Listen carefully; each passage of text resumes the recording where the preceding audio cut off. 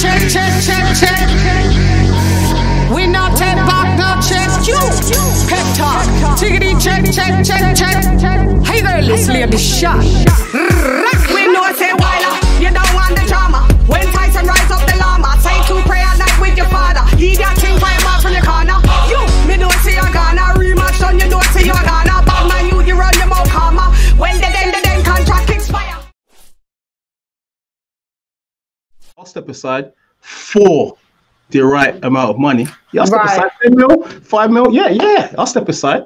I'll watch the fight on pay-per-view at home. 5 mil. No what's the biggest purse that Usyk's received, so I can gauge how much we can actually see an approximation of what he would need to step aside. Does anybody know? Do you know that, Caden? Do you know that, Lee? I don't know. No. I can try to pull it up real quick. Yeah, you want to pull it up for us? Well, if you pull it up and then I go to Leon while you pull that up, please. Thanks, Kay. Lee, what up? What's going down? What do you think about this whole rigmarole? I enjoy Wilder's fights. I really do enjoy them, and I do think that he should get the rematch with Fury if that's what Fury signed up for. Same way I think that Joshua should face Usyk, the mandatory, and then they should fight. I think that those are the two fights that need to happen first. I think Wilder's exciting. Some of the excuses have been a bit far-fetched, but a bit, Lee. A bit. But listen, we had COVID times, and there weren't much more being spoken about, and that was boxing news at that time. You know, it kept the boxing news interesting. I think he deserves his second chance. I don't think he can beat Fury again. It's a third chance. Well, his third chance. I don't think he can beat Fury, but I still think he deserves his chance because he was the champ for that time, and there was a rematch clause. And yeah, but they put it's nice if you start wiggling out of them. But Leon, they put in the expiration date in the contract, and then fucking let the contract expire. Yeah, but it's been a COVID year. Nothing. Yeah, but you can put in contracts like act of God and stuff like that in your contract. So that would have been in the contract, no doubt. But I don't know. Okay, did you find the process they're going through now, isn't it? I found something, but I haven't found his highest purse because I'm trying to compare how much he made with Tony Bellew. Yeah. Now with Derek Chisora. Yeah, it's probably like, I don't know. Probably, I'd say probably like.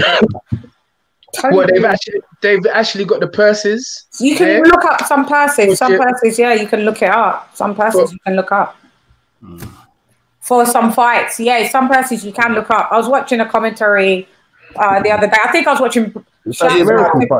I'm sorry. I don't mean to interrupt. I just is Express a good source from the UK? A good what? They're a reputable paper. Yeah, it's quite good. The Express. Yeah. It's reputable. Yeah, they say that he got paid £6.9 million to fight Derek Chisora. Okay, so yeah, he's gonna need 10 milli to step aside. Double it up. Double or nothing. Yeah, I don't think Derek will have to pay those figures.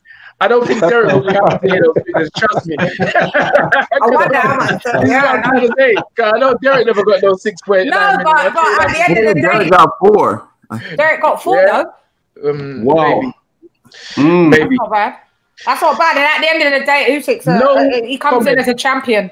Usyk comes in as a champion, so he gets a bit of the higher purse, I guess. But hey, he's going to need about 10, 12 milli then for the step aside. But you know what? Something that I heard because I thought it was interesting because I hear this argument a lot, mainly from G in Complex, that Deontay Wilder's power is so devastating. But I would question that. We've seen Burmeister Vern get stopped by a man. I think his name was Demetrius King. And Demetrius King had like 15 losses. If you take away that, what was his most impressive knockout?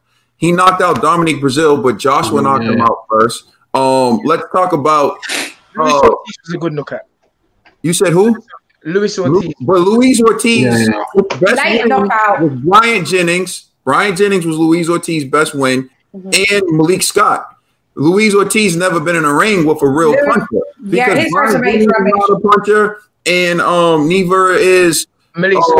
Yeah, so Malik Scott. So the first time he was in the ring with an actual guy who was known for knocking people out, he got knocked out. Right. But he couldn't knock out Tyson Fury. No one has, right? So credit to that. But he did drop Tyson Fury twice, and Fury got back up. Right. And even when Wilder knocks people out, they get back up. Like, I'm not saying like you got to knock him out, but like he knocked Luis Ortiz out, cool, but he got back up. Right. And he hit Fury with the right hand several times in the rematch. I counted it. I thought like, ooh. Every time I was so worried. Every time he landed, I was like, ooh. But Fury was like, and Fury said Klitschko hits harder. So I'm just not so sure the right hand is what people think it is. I think he was matched carefully to look that way. I think what it is, the right. Okay, so he's got an impressive right hand that will knock you down, but I don't think he has a concussive right hand punch. He doesn't scramble your computer. He will knock you down, but I don't think he sends. Do you understand? You know, like how Ruiz, you know, gave Joshua the right concussive punch on the temple, and that will scramble your whole computer. You even talking about him, even Garcia has that left hook, which is a concussive, which can be a concussive punch that will scramble your computer, as you've seen with him with Bruno and I forgot the other cat from Nicaragua. But maybe that's just the difference. Maybe he can knock you down, but he doesn't scramble. He does just because you can knock someone out doesn't mean you it's a you know it's a concussive punch. Not all the time. You're just a knockdown. You're not knocked out. They get up. What do you guys think of that? Because I don't know. I don't fight. Well, for me, power has always been subjective. It's who you're fighting. You know, as my brother said, you know, you look at Wilder's record, you don't really see him knocking out, you know, notable guys who haven't been knocked out. So power is always subjective because the matchmaker, the trainer, is supposed to do their job and pick the fighters what make you look good. So, don't worry, I'm just playing around. Just pick the fighters that make you look good. But as my brother said, you know, he dropped Wilder, he dropped Tyson Fury twice, and he's shown he has power. But again, I remember I was in Vegas, and I was sitting down with Roger Mayweather, and I said, "Who's the hardest puncher?" And he told me Mike Tyson. So I said, "All right, cool, Mike Tyson, that's official," because he said when Mike hit you, you knew you were being hit. But then I remember being in a mansion and talking to, I won't say his name, but one of Floyd's guys.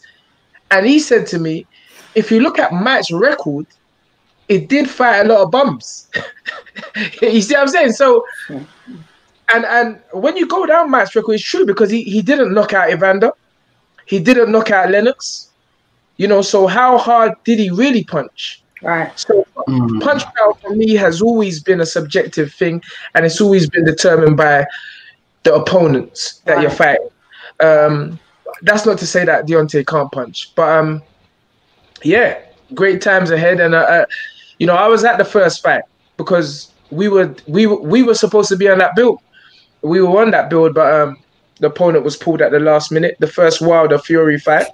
So I was there ringside, and I remember sitting next to Anthony, and I was saying, watching them fight, I was saying, this guy's rubbish. That's what I was saying. Deontay Wilder. I was saying, this guy's rubbish. I said, bro, this guy can't fight. It didn't even look powerful to me. I mean, I'm just being honest. I was there, right? Peace. Peace. I said, this guy's rubbish. And I remember Anthony said, I would say. I remember Anthony was like, yeah, Unks, I hear that, but well, he's knocked out everybody. He's full. But you know it's Sunday. You know it's Sunday.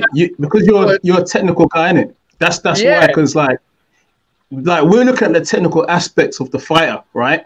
So we don't get overly gassed just by power. Even Spencer, same thing as well. We're looking at a lot of things like lateral movement, how they cut off the ring, how they catch counter, combinations. The power for me is just not enough. I need the rest as well. You know what I'm saying? Well, for the casual fan just wants to see explosive knockouts and stuff. But, maybe because of the way, maybe because of who he was fighting, the punches didn't look that effective. Meaning in Tyson Fury, but you know what? I've seen punches, even over here in the UK. One man that could punch was Wayne Alexander. I know you know Wayne Peps. Wayne could really punch. When he punch you, he knocks so many people out cold. And you know, when I sat in front of Deontay, I didn't really get that impression. So, I mean, listen, we've seen it. We've seen the KOs, but it just couldn't seem to land on Tyson Fury. But the minute he landed. The minute I said to Anthony, this guy's rubbish, he dropped Fury. Oh, okay. Yeah. Fury said he was out. Fury actually said he was out for like 4 seconds. Like he said he was actually unconscious for 4 seconds. Like out of that count. Yeah. The way he just got up, I was like, yo, this is like WWF. He knew what he was doing. You could see him composing himself. You can't really deny him a third match because we need to see that. You know, the first fight was a draw. The second fight, obviously, very conclusive. But there's still that, you know, there's still that doubt because Wilder's only lost once. There's still the situation where, you know, maybe he had an off night and maybe he can come better and do something better. And it's always gonna be about the fighter on the night.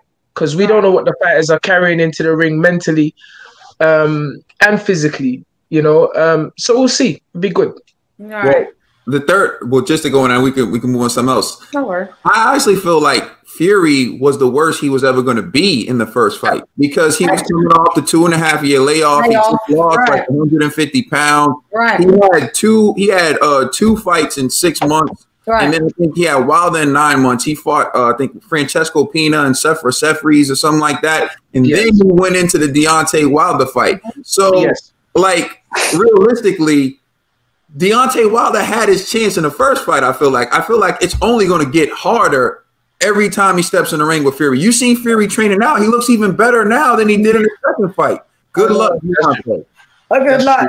If he does get that third fight, good luck, because he's going to lose. But, yeah. Alright. Maybe it's time to retire. Can't see your name on the billboard flyer. You twirl low, but you're not on higher. Anything less, so you're not getting the blyer. Contract is signed, you draw for your liar. Rip up that time, set it on fire. Only fans are fucking liars.